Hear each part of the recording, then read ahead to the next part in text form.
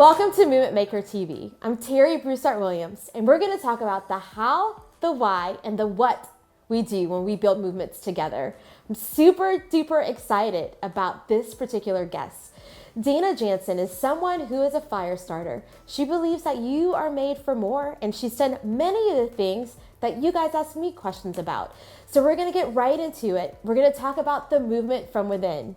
So thank you so much for being here, Dena. Thank you for having me. I'm pumped to be here. It's so funny, just the way that we met, but then I had this revelation. So I'll tell the story really quickly. Sure. So Dena and I started talking over Instagram. I did a giveaway. We all do those, and we all reply to them, right? We want to win free stuff. Yeah. But she replied to a giveaway, and I just immediately started following her, and we were cut from the same cloth. So we met and had coffee, and I realized I recognized her voice. So crazy. And so I started asking her all these weird questions. Do you remember this? Yeah. I'm like, I know you. Trying to piece the puzzle together. Totally know you, but I heard her voice on a conference call because she was an auditor for the nonprofit where I sat on the board. Mm-hmm. So I want you to talk a little bit about your career in accounting and being a CPA, where that led you to how you're here today. For 15 years, I was in the public accounting profession, and I was an auditor the whole time, which people love auditors, but I was the coolest auditor out there. And I was really fortunate to work here in Austin at Maxwell Lock and Ritter, and I managed the nonprofit practice, and it was wonderful. I was surrounded by wonderful people in a firm and a wonderful city, and I was surrounded by nonprofit clients, 70 some odd clients that served the community and served the greater good. But I wasn't really happy. And I wasn't happy, and I was unfulfilled, and I had a picture over my desk that said, "Don't quit daydreaming." And I'm like, they're gonna know I'm not gonna stay. And I just kept really being, just asking myself, is this really all there is for me? And it took some hard questions of myself. I had to really stop and say, you're in the perfect surroundings. Why are you not happy? And ultimately, I think the question came down to, are you going to stay unhappy, or are you going to do something about it? And so I ultimately got curious enough to invest in myself and worked with a coach and found out that, oh no, I had dreams. Mm-hmm. I had dreams, and I wanted to speak. And I didn't know what that meant. My husband would ask me, Dena, what are you going to speak about? And I'm like, I don't know. And he's like, who are you going to talk to? I'm like, I don't know. But I had dreams. And so it took several years of really having an open dialogue with my employer about what that meant. And then I finally, just over a year ago, retired from that first profession. And I can call it what I want. So I call it retirement, because that pretty cool to retire in your 30s. And then I launched Dena Speaks, which is my new dream and my new, basically just, babypreneur, my baby enterprise. So I want to put a pin there, because you said so much, so many of the things that people question when they're making a career pivot or a transition. And so you talked about really having that dream and, daydreaming at work, which is totally okay. Your boss won't mind. But asking yourself why and really working through that. And so if you ever find yourself in a situation where you're thinking about a career pivot, or even something like starting a blog like Elizabeth, you should ask yourself why 5 times. So why is this important? Why does this matter to me? And just keep going until you really figure out what you want to do. And then you talked a little bit about doing work. So you worked with your executive coach. And if you might not have an executive coach, then maybe talk to a friend. But once you had that plan, what did you do? How did you execute it to go from daydreaming to really moving that passion into action? Whew. Okay.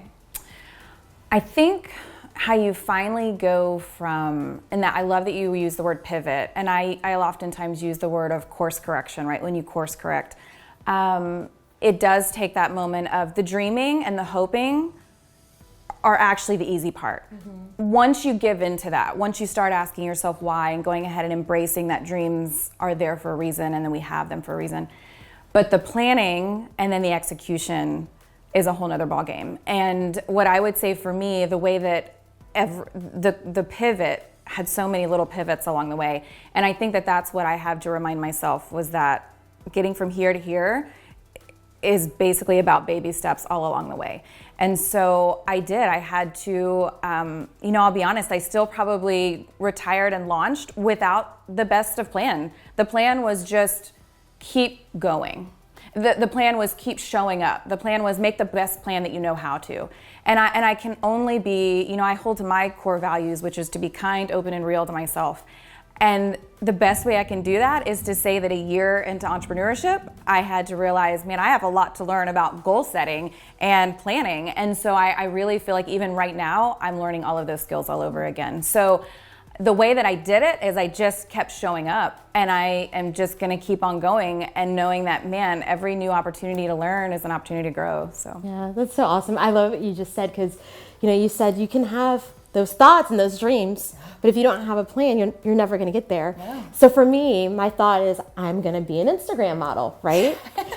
How am I going to get there? I'm going to go to the gym. Well, I have not been going to the gym, so I'm never going to get there. That doesn't happen. Right? Yeah. But yes, I do know that. I use the Best Self Planner to really help me plan out what I'm going to do when it comes to my blog and things like today. Because if I didn't, I would spend my time like probably on the sofa or just, driving around town doing nothing, because that sounds so fabulous. And I will say that was a tool you shared with me. And I feel that is one of the biggest things is when you are making any pivot is learning to start with yourself and where you want to head, but then know that at some point you do have to layer in help from others and help from sitting with you for the first time and you're saying, oh no, I get stuff done. And I'm like, I want to be that person. I want to be that person that says, I get stuff done.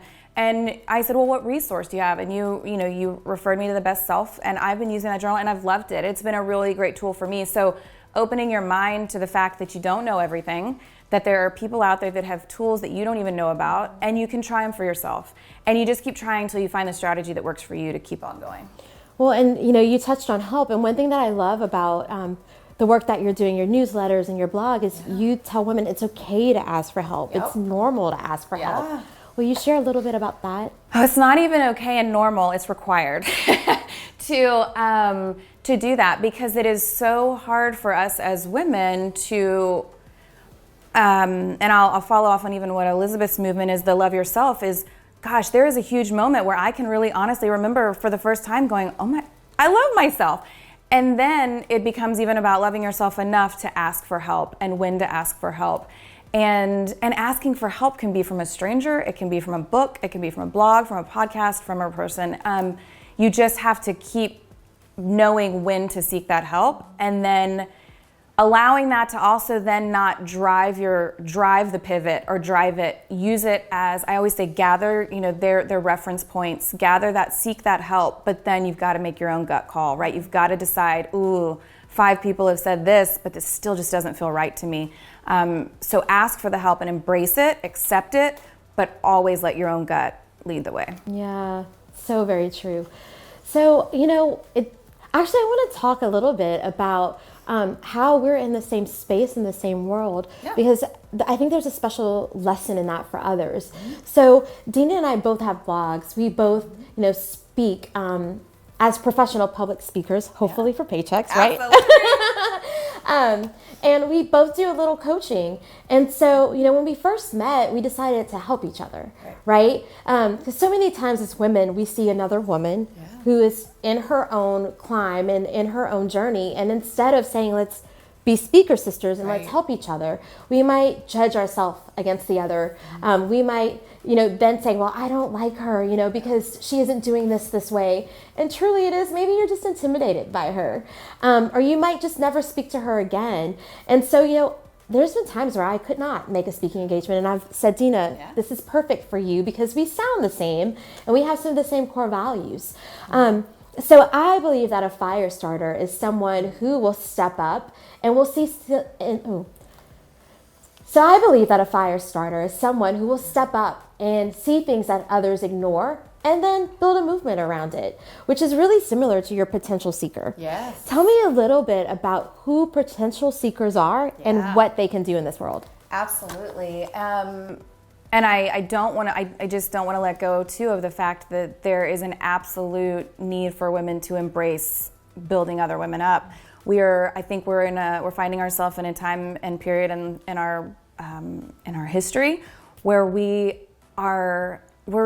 making waves, right? Women are, and if we're pulling each other back, we're just not gonna repel each other. And so I love that we can do that. And I think that sometimes too, I've also heard when you feel that pang of competition, often know that you can actually just realize that's admiration. You can be like, wow, look at what she's done. And one day, and even right in this moment, someone could be looking at you doing the same thing. So embrace that, and I appreciate that you've done that and shot me I've been her fill-in for some speaking engagements, and I love it.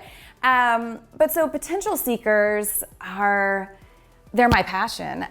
When I finally was able to sit one day and write my personal mission, which was to breathe light and life into potential seeking people and companies, I finally had to sit down and go, what is a potential seeker then? And for me, when I made my pivot, my career pivot, the ultimate choice, and again, you'll learn more about my life through my blog and my social media feeds, but I had personal transitions as well, and I just had moments in both my personal and professional life where I had to stop and go, man, are you just gonna settle? Basically, are you gonna settle? And I was like, no, I'm not gonna settle anymore. I'm not gonna settle because I know that I'm made for more. I mean, my watch, my bracelet says it.